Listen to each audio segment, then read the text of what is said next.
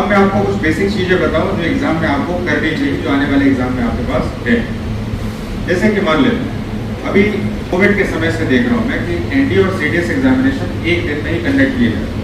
तो जाहिर सी बात है एग्जाम की स्ट्रेटेजी यूपीएससी है और यूपीएससी का अपना एक कल्चर होता है। मैं यहाँ पर एनडीए और सीडीएस दोनों के बारे में बात करूँ। सबसे पहले मैं एनडीए के बारे में बात करूँ कि क्या स्ट्रैटेजी होनी चाहिए और किस तरह से हमें एग्जाम में जाना चाहिए। सही बात है कि नहीं? बहुत सारे लोग तो स्ट्रैटेजी नहीं पकड़ पाते और एग्जाम में जाके कुछ भी लिख के आते हैं।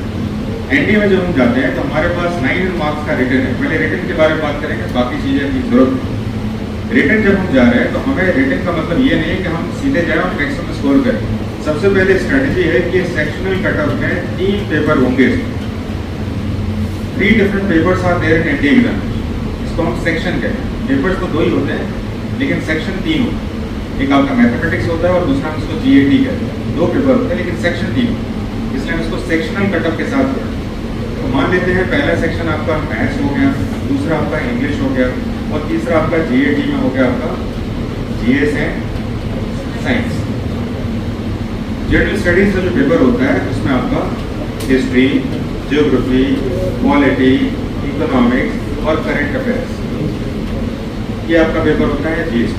और दूसरा पेपर आपका जो साइंस होता है उसमें होता है फिजिक्स, केमिस्ट्री और बायोलॉजी।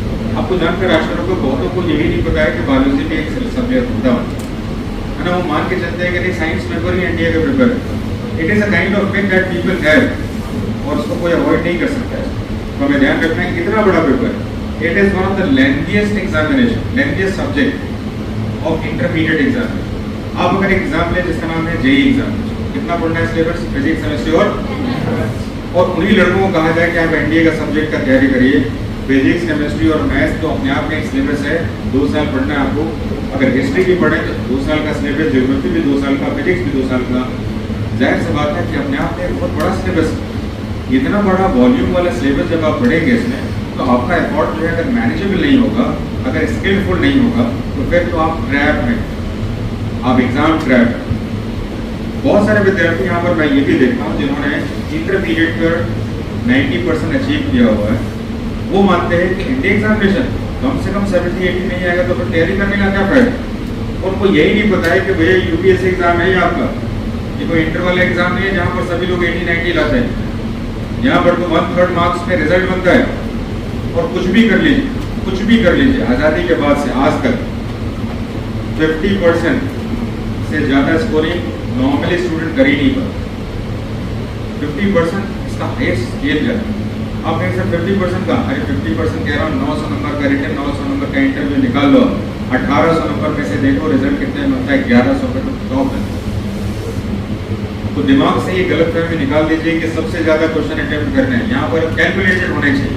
तो आपको सबसे पहले इस बात का ध्यान रखना है कि मुझे ये सभी पेपर में मैथ्स आपका 300 नंबर का है, इंग्लिश आपका 200 नंबर का है और जीएटी कितना है?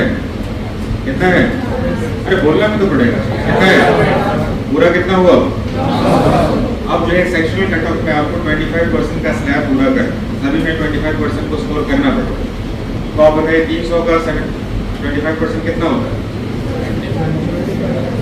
आपको कम से कम 75 मार्क्स लेके आना है। इंग्लिश का कितना करना होगा? 50 होगा, 25% सेक्शनल कट ऑफ 50 होगा और 400 में अगर आप देखें तो मिनिमम कितना हो गया? 225 हुआ। तो कम से कम जो है 225 तो आपको लाना ही लाना है, इससे नीचे तो लाना नहीं। लेकिन अब जो है सेक्शनल कट ऑफ में इतना कम से कम चाहिए, पहला स्केल। और दूसरा स्केल हुआ कि अब इसका पहला हो गया इतना नंबर आपको लाना है सभी सब्जेक्ट में, ये मार्किंग। और दूसरा पार्ट इसमें ये है कि आपको दूसरे स्टेज में अब आपका इतने के ऊपर जितना बन रहा है इसको हमें कैलकुलेट करना और हर एक बार ये सेक्शनल कट ऑफ के साथ एग्जाम का आपका रेंज बदल जाए। यानी कि हम मान के चलें कि आपके एग्जामिनेशन में 350 से 360, 225 तो हमने सेक्शन कट ऑफ का रेंज बताया, सभी में कम से कम इतना लगा, लेकिन इतने में सिलेक्शन नहीं होगा। आपका सिलेक्शन 350 से 360 में जाना हो और 900 मार्क्स में से 350 कितना होता है? 900 में से 300 नंबर 1/3 हुआ कि नहीं हुआ? तो जाहिर सी बात है कि आप 1/3 के रेंज में ही जाए, आप सिर्फ 1/3 के रेंज में जाए। और आप मुझे बताइए, कुछ लड़के कहते हैं कि सर हम बहुत सीरियस हैं और खूब अच्छी तैयारी कर रहे हैं, तो आप 1/3 लाने के लिए आप क्या कर रहे हैं? 1/3 को अगर आप बात करें तो आप छोटे मोटे अगर स्किल्स का यूज़ कर लें तो आप आराम से 25% ला सकते हैं। जैसे कि लकी बी को टच कर दीजिए। I have seen many of the students in SSB batch जिनसे मैं बात करता हूँ, they don't have much information regarding subject. तो उनसे पूछता हूँ कैसे पास हुए, तो कहा कि सर एक्चुअली कोई तैयारी नहीं थी, मैंने जो है सिर्फ एक डिसाइड कर लिया था कि बी और सी को करके कुछ ट्रिक लगा लूँगा, कुछ क्वेश्चन याद थे और बाकी सब में ऐसे ही। Yes, it is the reality. आप मुझे नहीं पता कि आप इसको कैसे महसूस करते हैं, लेकिन बहुतों के पास ऐसी चीज़ें, आप इतना नंबर लाकर कोई बहुत बड़ा इंटेलिजेंट नहीं बन जाता। क्या बन रहे हैं? 350 नंबर लाकर आप कहते हैं क्या इंटेलिजेंट नहीं? तो इसका मतलब यह this examination is not only for the intelligent student. ये इंटेलिजेंट वाला एग्जाम नहीं है। हर एक सब्जेक्ट में आपको इतना जानना है जिससे कि आपको देश का एक योद्धा बनाया जा सके, यानी कॉम्बैट लीडर बनाया जा सके। तो हमें ध्यान रखना होगा, कुछ सब्जेक्ट आपके लिए फेवरेबल होगा और कुछ सब्जेक्ट आपके लिए थोड़ा सा टफ होगा। तो जो फेवरेट सब्जेक्ट होगा उसमें आप मिनिमम स्कोरिंग करके, जो फेवरेट सब्जेक्ट होगा मिनिमम स्कोरिंग के बाद के मार्क्स बढ़ाइए। जो हार्ड सब्जेक्ट होगा उसमें मिनिमम करके लाकर कम से कम छोड़ दीजिए। जैसे मान लेते हैं कि मैथमेटिक्स अगर किसी का बहुत अच्छा सब्जेक्ट है, तो आउट ऑफ 300 मार्क्स उसको क्या करना चाहिए? सेक्शनल कट ऑफ तो 75 का था, लेकिन उसको लाने चाहिए 150 नंबर। तो उसने कितना ग्रेस अपना ले लिया नंबर? उसने जो है 75 नंबर ग्रेस ले लिया। जाहिर सी बात, किसी को मान लीजिए इंग्लिश पेपर उसका किसी कॉन्वेंट स्कूल का है, तो उसका इंग्लिश बढ़िया है, लाना कितना था उसको? 50 नंबर। सेक्शनल कट ऑफ के लिए 50 नंबर, लेकिन इंग्लिश बढ़िया है तो कितना नंबर लाएगा वो? आपको बताओ 130, 150 नंबर भी लाते हैं। तो वो 50 के बाद जो उसका नंबर 100 नंबर बढ़ गया है ना, वो उसको ग्रेस मिल गया। अब मान लेते हैं कि किसी का इंग्लिश कमजोर है ना, जनरली स्टेट बोर्ड्स के स्टूडेंट्स इंग्लिश में कमजोर है, जनरली बात कर रहा हूँ आपके लिए।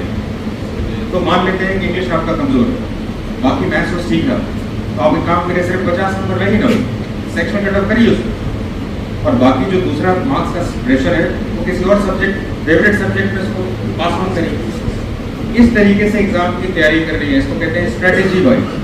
अगर स्ट्रेटेजी आपने मेंटेन कर ली तो आपका एग्जाम का रिजल्ट आएगा। और हर एक साल जो हमारे पास बच्चे आपको मिलता होगा, जैसे कि देखने को मिलता होगा, इस बार ये पास हुए, इस बार ये लड़कों का रिजल्ट हुआ, आप देखेंगे इसमें वो क्लास बिल्कुल एक एवरेज स्टूडेंट है, वो बहुत बड़े इंटेलिजेंट और बहुत ज़्यादा वाइब्रेंट स्टूडेंट नहीं होते, एवरेज रेगुलर अपनी पढ़ाई कर रहे हैं और रेगुलर अपने स्टडीज के ऊपर फोकस कर रहे हैं। They are not the best scorer of the class, सबसे ज़्यादा नंबर लाने वाले इसलिए पास होते हैं, ऐसा नहीं है, बिल्कुल मॉडरेट स्टूडेंट।